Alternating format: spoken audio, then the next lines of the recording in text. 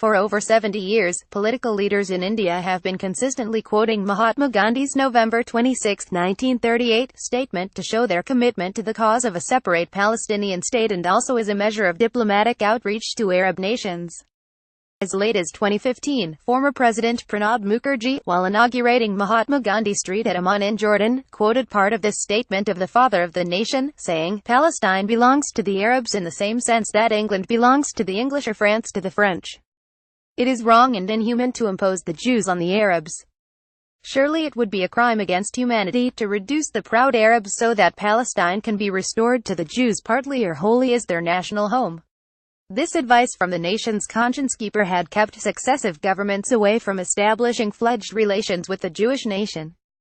Even though Israel had opened its consulate in Mumbai in 1953 and then its embassy in New Delhi in 1993, leading to a flurry of activity in the military and economic sectors, but the political content in the relations was missing.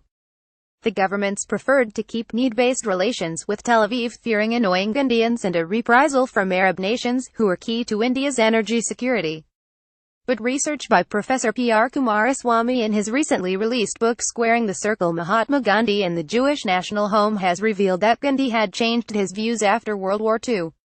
Even before World War II, while expressing sympathy to the Jewish cause in private conversations, he desisted from publicizing it due to domestic political compulsions. It also appears that by design, several pronouncements, meetings, exchanges, views and notes don't figure in the 100-volume collected works of Mahatma Gandhi published by Ministry of Culture of the Government of India. The author claims that Gandhi's secretary Prall had suppressed some of Gandhi's writings and minutes of meetings. In 1936, the Jewish Agency for Palestine sent Emanuel Olvanger, a Sanskrit scholar, to India as a Zionist emissary to shore up support. He engaged with a host of Indian leaders including Jawaharlal Nehru and Rabindranath Tagore and met Gandhi in the Ward Ashram on September 19, 1936. There is no mention of this meeting in the collected works. Also, a year later, Gandhi handed over an unsigned and undated statement on Zionism to his old friend from the South African days, Herman Kallenbach. This statement is not included in the Gandhi-Kallenbach correspondence in the National Archives in New Delhi. The author dug out the copy, which was in Gandhi's handwriting, in the Central Zionist Archives in Jerusalem.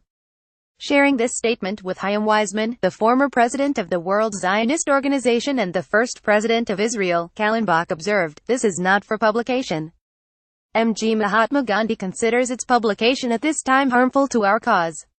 The Islamic world will make use of this statement to foster their pro-Arab agitation."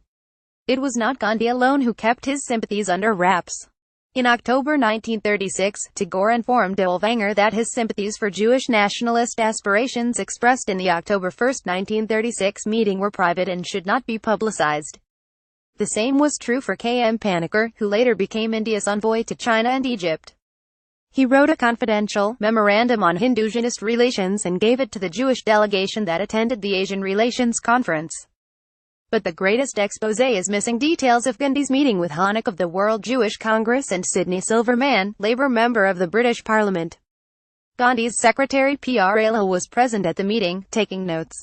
His report began and ended with a clear statement of Gandhi pronouncing limitations to support their cause. Gandhi told his visitors, "You have come to the wrong person. I work within my own limitations.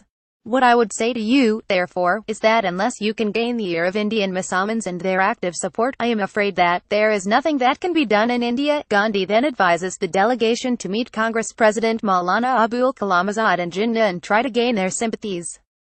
"Unless you can get the active support of Muslims, nothing is possible in a substantial way in India," remarked Gandhi. Then there is record of a conversation where the delegation is saying, "It was well nigh impossible. Would Mr. Jinnah listen? He wouldn't." Gandhi replied, "He may. Perhaps he may by the same token with which he demands of Pakistan." Then they asked him, as recorded by Prall, "May we take it that you sympathize with our aspiration to establish a national home for the Jews?" Curiously, Gandhi's answer to this question is not recorded in Prall's collections. But the author has drawn Gandhi's reply to an American journalist and well-known biographer, Lois Fisher, who had got it from Gandhi himself. The unrecorded answer was, "The Jews have a good case.